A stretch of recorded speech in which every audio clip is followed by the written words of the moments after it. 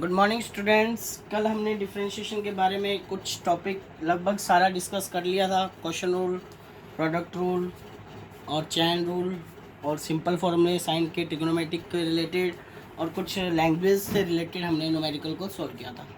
तो आज एक आधा और न्यूमेरिकल डिफरेंशिएशन पे बेस पे हम लैंग्वेज पे बेस क्वेश्चंस को सॉल्व करते हैं स्टूडेंट्स। उसके आगे हम नया टॉपिक शुरू करेंगे।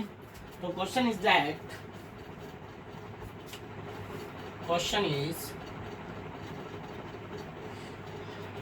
a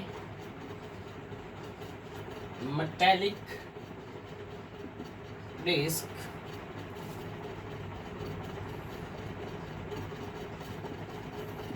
is being heated. Its area given a student metre square में at any time t is given by, that is area कितना given है student 5t square plus 4t plus में 8। तो आंसर निकालना है स्टूडेंट हमें टाइम t के लिए, सेकंड के लिए।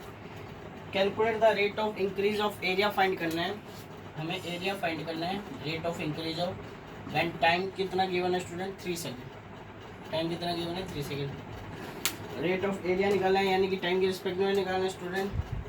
दैट मीन्स आंसर करें हम, बहुत ही सिंपल है और आई होप आपको अभी तक समझ में आ गया होगा। D A upon D T करें, रेट ऑफ एरिया टाइम के रिस्पेक्ट में आएगा स्टूडेंट, और D A upon D T करेंगे तो ए की वैल्यू क्या है, क्वेश्चन में गिवन है ए की value 5t square plus 4t plus में 8। Okay student, 5t square plus 4t plus में 8, ठीक है। तो D A upon D T, इसका डिफ्रेंशिएशन करेंगे 5t स्क्वायर का स्टूडेंट क्या आ जाएगा 10t, 4t का क्या आ जाएगा 4, तो डेट इज, और 8 का कांस्टेंट है, इसका डिफ्रेंशिएशन क्या हो जाएगा 0। तो आंसर इज, और t कितना दिया 3 सेकेंड, जब t इक्वल टू हमने 3 सेकेंड, t इक्वल टू 3 इसके अंदर पुट करेंगे स्टूडेंट वैल्यू, तो ये हो जाएगा 10 इंटू में 3 प्लस में 4, तो ये 30 plus 4 that is 34। Answer is that 34। Rate of change of area निकालना है हमने, rate of increase of area, तो आंसर क्या आ जाएगा, rate of increase of area metre square, area की यूनिट होगी मीटर स्क्वायर और टाइम की क्या हो जाएगी स्टूडेंट सेकेंड, तो यूनिट आ जाएगी इसकी 34 मीटर स्क्वायर पर second. That's the answer of question. Okay student, then next question is that,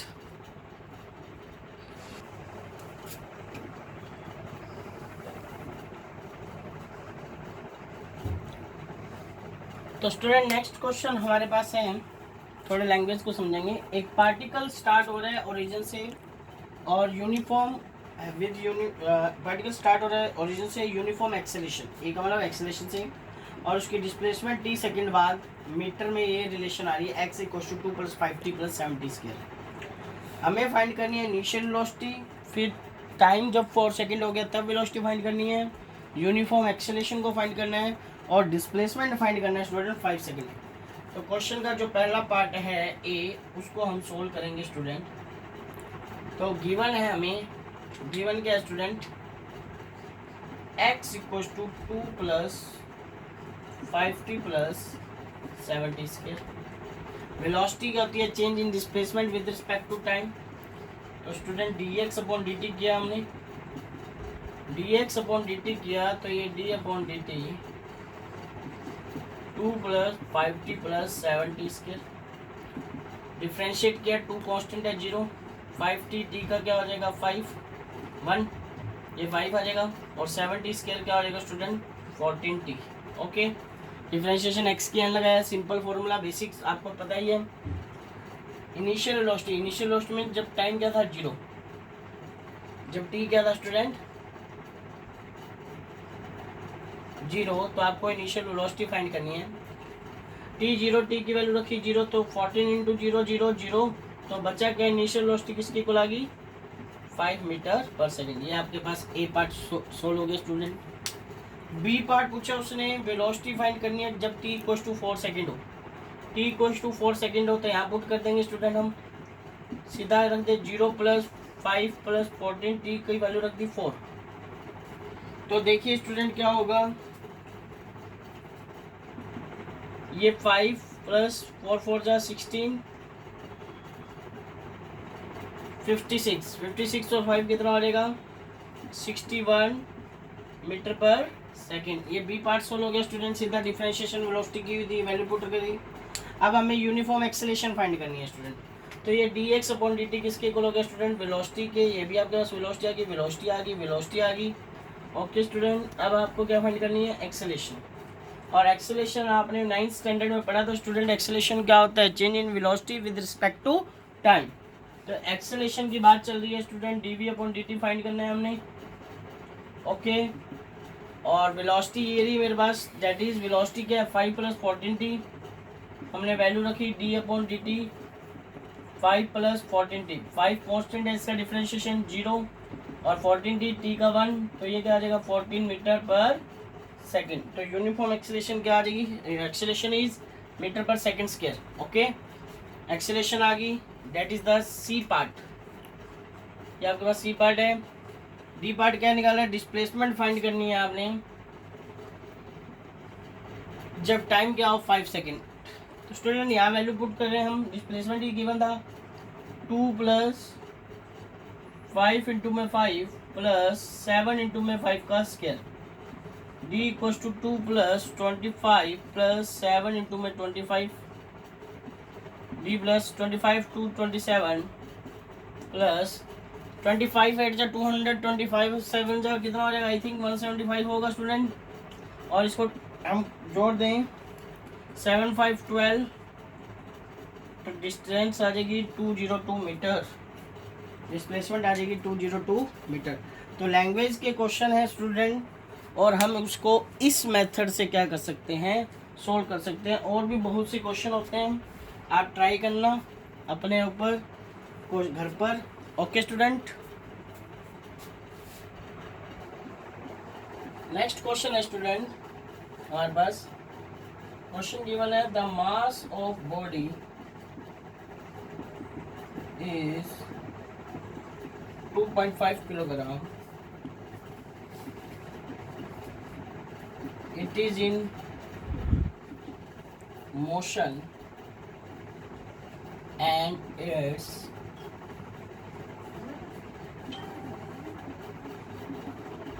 velocity v after time t is, velocity v after time t is, वो given है student, v equals to t³/3 + t² + 1। Okay, हमें find करनी है force. क्या find करना है student, force को find करना है जब टाइम कितना हो 3 सेकेंड। ठीक है, हमें पता है इस क्वेश्चन में थोड़ा सा एक अलग सी चीज़ आ गई है स्टूडेंट, फोर्स फाइंड करनी है और वेलोसिटी आपके पास गिवन है। क्या गिवन है स्टूडेंट, वेलोसिटी। अच्छा क्वेश्चन है, बॉडी का मास दिया है हमें, वेलोसिटी गिवन है और फोर्स फाइंड करनी है। तो हम इसमें याद करेंगे हमारे न्यूटन बाबा को, न्यूटन जी को।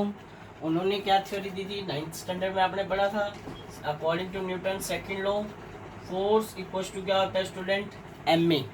मास गिवन है, एक्सेलरेशन चाहिए, बट हमारे पास क्या है, वेलोसिटी है। हमारे पास क्या है स्टूडेंट, वेलोसिटी। और चेंज इन वेलोसिटी क्या होता है स्टूडेंट, एक्सेलरेशन। क्या होता है, एक्सेलरेशन। तो लिखेंगे हम वी नो डैट, ऐसा हम जानते हैं, this is equation first, we know that acceleration equals to dv/dt। और फ्रॉम द क्वेश्चन वी क्या है स्टूडेंट हमारे पास, t³/3 + t² + 1।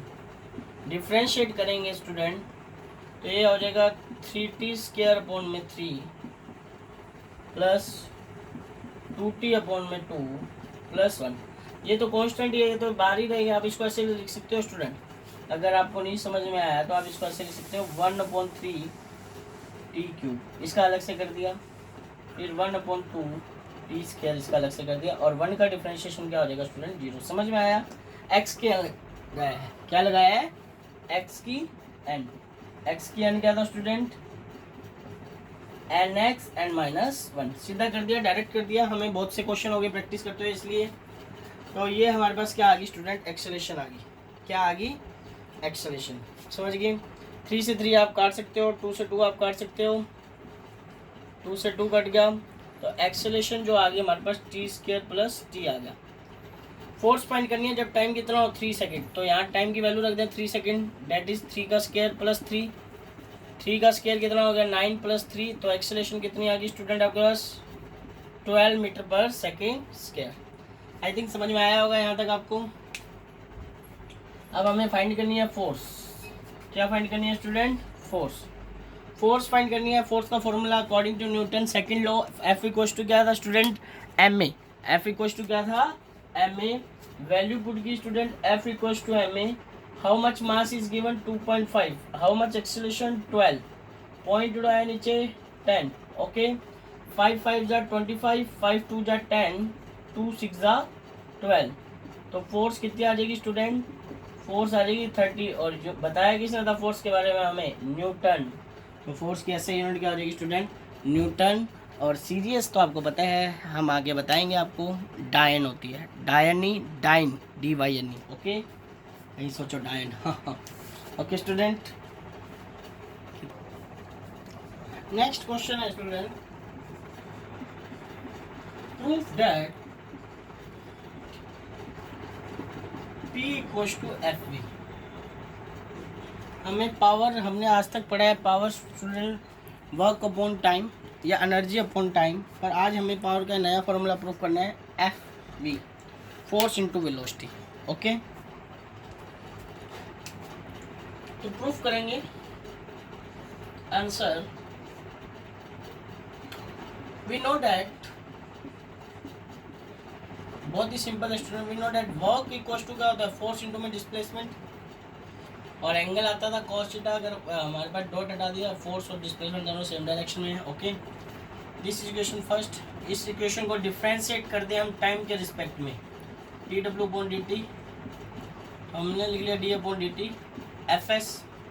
और dw/dt क्या होता है स्टूडेंट? dw/dt आपको पता ही है क्या होता है? Power.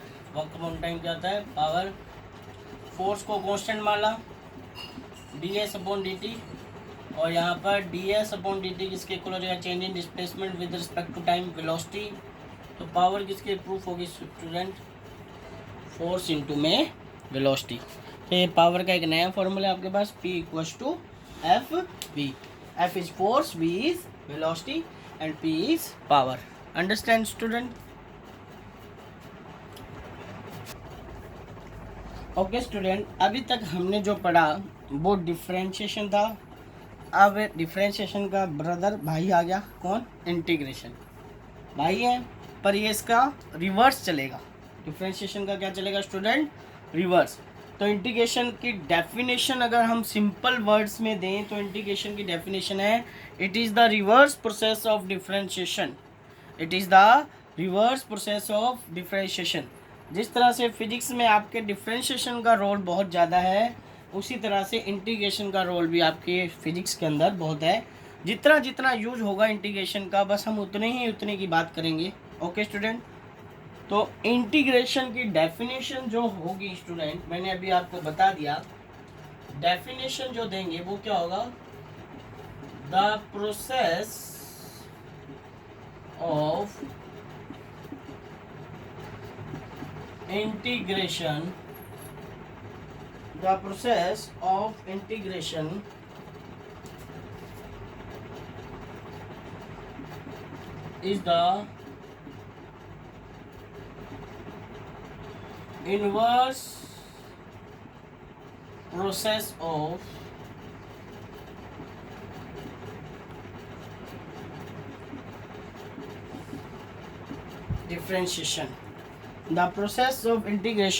the inverse process of differentiation.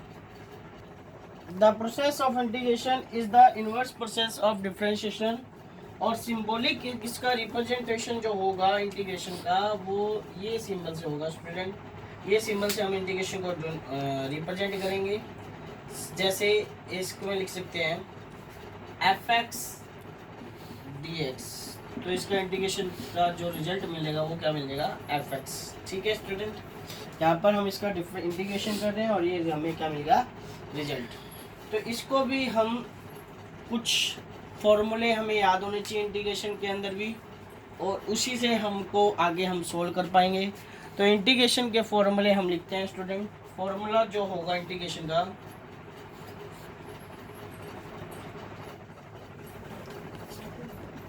पहला फॉर्मूला स्टूडेंट जो है इंटीग्रेशन x एंड dx। जैसे डिफरेंशिएशन में तो क्या था nx n-1 था, इंटीग्रेशन में क्या होगा x n+1 upon n+1 plus c। Mathematics में रहते हैं, हमारे फिजिक्स में जुड़ती नहीं है, ये कांस्टेंट को रिप्रेजेंट करता है। दूसरा फॉर्मूला इंटीग्रेशन का एग्जांपल हम एक साथ लेंगे student, cu dx। cu dx मतलब ये कांस्टेंट है और ये वेरिएबल है, तो ये कांस्टेंट को बाहर रखा और इसका इंटीग्रेशन हो जाएगा u dx।